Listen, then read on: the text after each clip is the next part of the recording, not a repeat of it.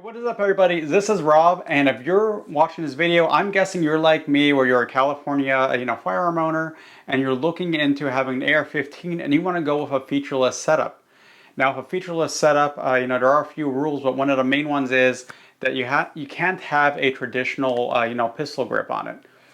So I did a lot of research. I did a bit of trial and error. I tried a few different things. So I just want to put out this video, kind of compile some of the different styles I've tried and some of the different brands I've tried, and just talk a little bit about that.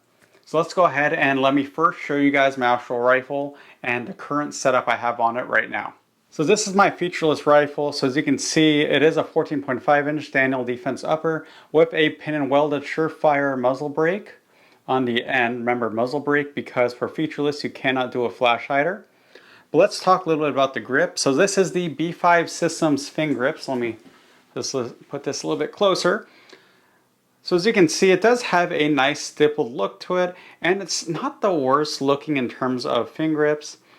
You will notice also that the fin is evenly in the middle. Some grips, they do favor the left or the right side a little bit more. So you do have to keep that in mind as well. In terms of holding it, it's really not the worst. And something I always recommend if you have a fin grip is, of course, you want to have an ambi safety, and I do recommend 45 degrees. Being that I have 45 degrees, for me, what I usually do is I'll have my thumb resting on it, and then, I'll be able to work the trigger as so. Something that people like to essentially complain about when it comes to fin grips is a lack of grip. Again, this one does have a pretty good stipple pattern on it, and I am able to one-handed grip it just fine.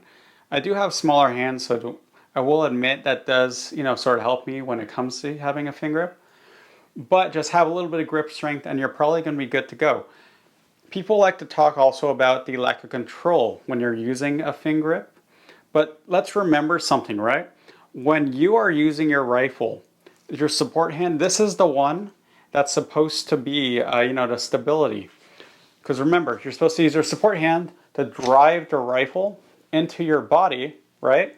And then this hand is just there for that little extra bit of stability, but also just to essentially work the trigger. It's all about the support hand and driving it into your shoulder properly in order to make sure that you have proper control. You're not supposed to be, death gripping, the pistol grip as hard as you can. And due to that, using a fin grip really isn't the worst thing. I mean, of course, it still sucks, but it doesn't suck as much as, other people say, especially compared to doing a maglock build, or then you're limited to, for example, not being able to use your legally acquired 30-round magazine. So now that you've seen the B5 grip, you also notice I have on the bottom, I 3D printed, a cover so that I could keep things inside of the grip, usually batteries. And it's a pretty solid one. I'm excited to actually really try it out, soon. But let me talk about some of the other options I've also had. So let's say you have a pistol grip and you don't want to have to buy a second fin grip. You'd rather buy a wrap for it. You add this to the pistol grip to make it compliant. So then when you leave the state, you just remove the wrap, right? So this is from Spectrum Advanced Manufacturing, and it is a fin grip wrap shown here on a BCM pistol grip. As you can see, the wrap does the job. Definitely cannot get my thumb over. And you just have to wrap it around the pistol grip and then put on the 3 screws. In some states, you do have to permanently, put them on there. But as you can see, it does the job just fine. Let me put it at this angle, and you can also see it is biased towards whatever side you choose. They have a variety of these wraps to choose from for whatever grip you have. So do check them out. It's definitely not bad either. The reason why I just wasn't really too hot on it is because, like I said, I have smaller hands, and the wrap does thicken up the grip just a little bit more than I would have liked. If I had my choice, I'd probably, if I were to really try to, give this wrap a go, I'd probably try to find a thinner pistol grip, put the wrap on, and I'd probably just get my soldering toolkit and just add some of my own stippling to also add some grip, because it is a little bit slick. Like, doesn't offer the most grip, but it's still perfectly usable. Still perfectly usable. But let me show you 2 other options. If you're looking into a featureless AR-15, you've probably already seen a Juggernaut Tactical grip. Now, I don't have that grip, but I do have a 3D printed grip that's pretty much the exact same specifications. Let me show it to you. So as you can see, a big strength of this grip is that you can actually wrap your thumb around it. Check that out, guys.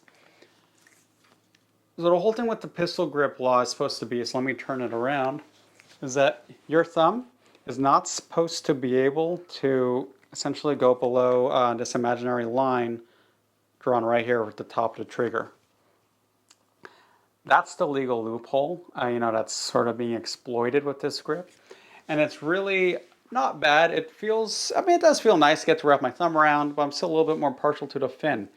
Now, something to notice though about this specific grip is some people don't recommend running the 3D printed one because it is kind of skirting, the legality line a little bit. And as such, if you buy it straight from Juggernaut Tactical, you do get some consumer protection since they do advertise it as being, California compliant. So if you want to use a grip like this, you do have to use it at your own risk. That's why I don't really run this grip anymore. I did once or twice, but I was like, I don't want to skirt it because you never know if there might be someone out at the range or wherever who just wants to give you a rough time. So do consider that before using a grip like this. But let me show you my last grip. And my last grip, it's a nice little compromise. So after 3D printing that, essentially we'll just call it the JT lookalike grip, I wanted to see if somebody had something a little bit more on the legal side. And someone did. It's pretty cool. Someone had, essentially they released it about 90. So after that JT style grip came out, I did notice someone had also released a more legal version of it. They modified it. They had about 80, well, I'll say more like 90% done. So then I took the file and finished off the rest of it. And so check this out. So this is more of a compliant grip than the JT lookalike. As you can see, let me grab the lookalike grip right here. It definitely rides higher. Let me hold it from right here so you could really notice that. It definitely rides higher, and due to that, it keeps your webbing of your thumb and all that above that little magical line that's supposed to make it essentially California compliant. Let me show it from this side also. See that?